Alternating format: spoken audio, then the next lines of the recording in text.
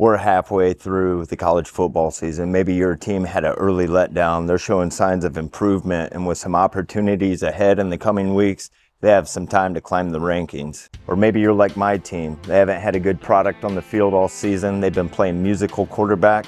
In the second half of the season for them, they'll be developing for a run next season.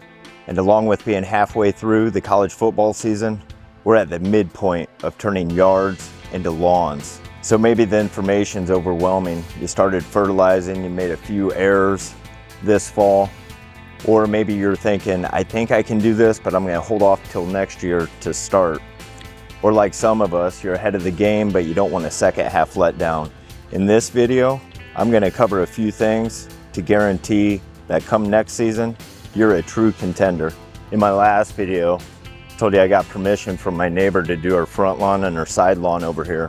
So I want to take you guys over there, take a look at this to see what 2 applications of fertilizer and 2 applications of weed control can do. So this area right here had the spurge and the crabgrass that we took care of. So it actually filled in real nice. Most of the crabgrass is gone from the mesotrione. The spurge, there's a lot of seeds on that spurge. Got a little bit here. We'll probably want to put a pre-emergent down in the spring. That way those seeds don't germinate. And over here, you guys can see down this property line, she had 3 trees taken out about a year ago, and we got those filled in. So you can see her front lawn looks real nice. She had some bare spots that we filled in. She did a good job of keeping those watered, and yeah, that looks good. I think I might hold up on the fertilizer.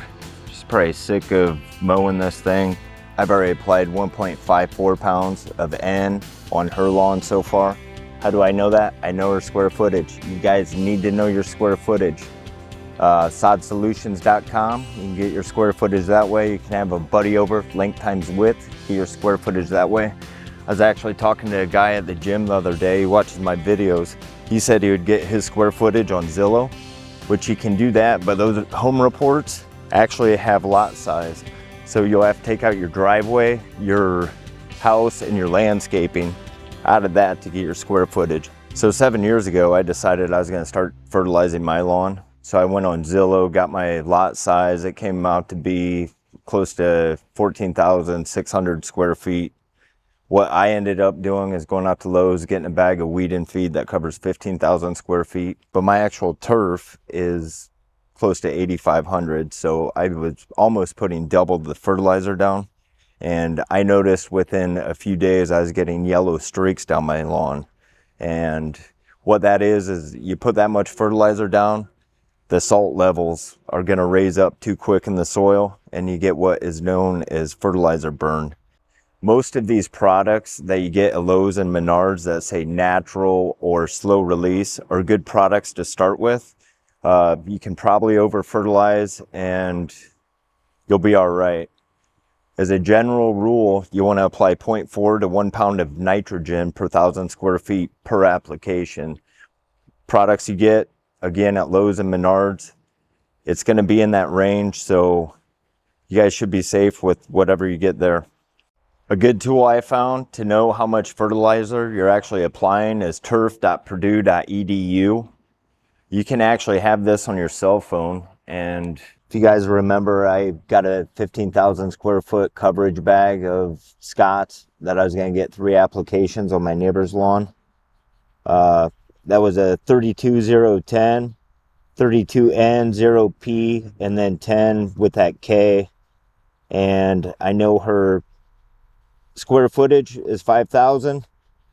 Bag weight out divided by 3 is 12. 1. I calculate and I know how much fertilizer I'm applying, 0.77.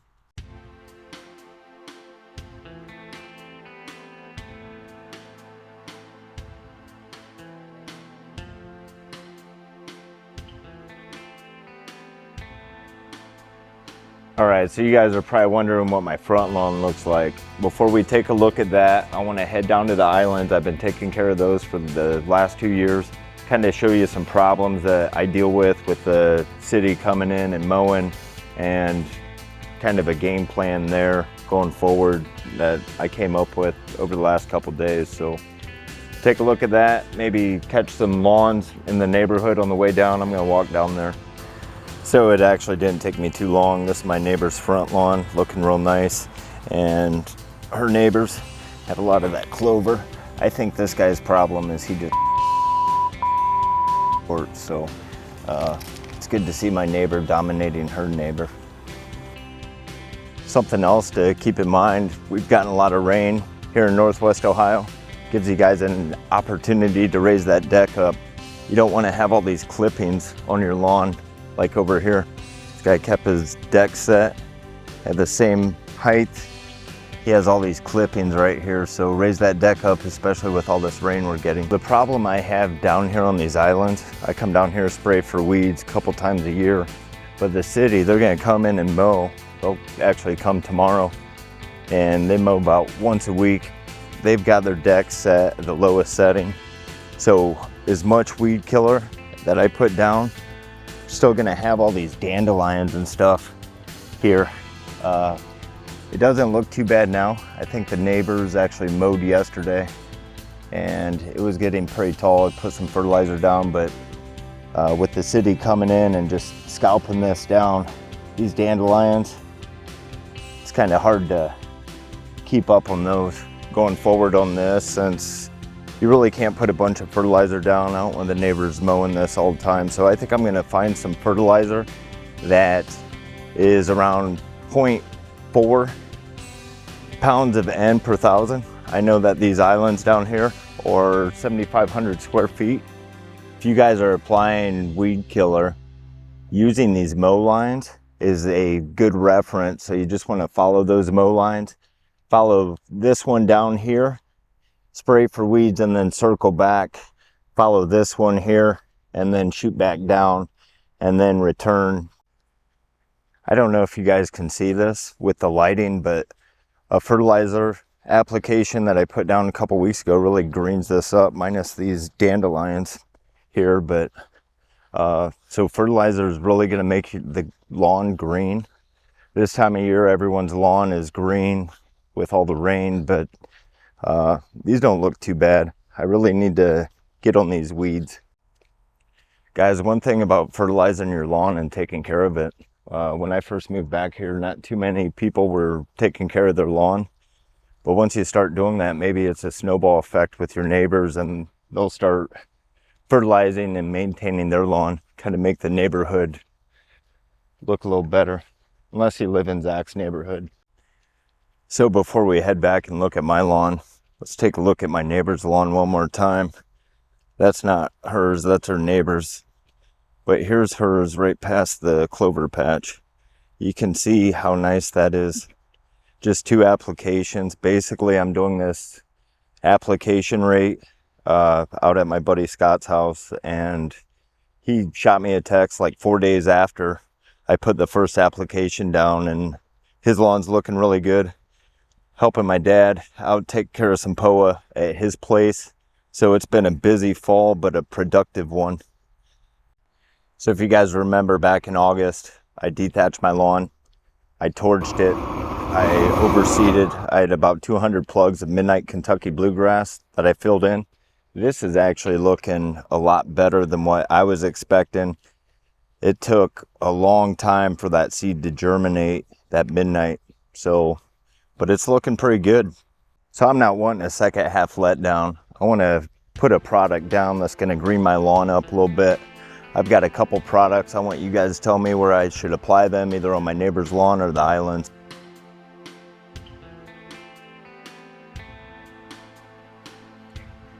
All right, let's take a look at these. The first product I have is the Stay Green Lawn Fertilizer plus iron, 2% iron in this.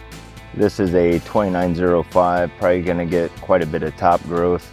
The next product we have is this Milorganite. This is slow release, non-burning, so if you're new to fertilizing, this is a good product to use. Starting out, you're not gonna burn your lawn. This does only cover 2,500 square feet, so you're gonna need multiple bags to do your lawn. Before we get to that last product, I just wanna give a shout out to the Lawn Care Nut. the true pioneer of lawn care when it comes to YouTube. There's no way I'd have a lawn like this if it weren't for him. So I've been following him over the last 6 years. He used to live about 300 miles west. He's down in Florida now, but check his videos out. He is a true contender. Everyone else, we're pretenders. So the third product I have is actually Yard Mastery, a line of the lawn care nut. Double Dark 1600. This is 6% iron, so you're gonna get a real nice green up on this.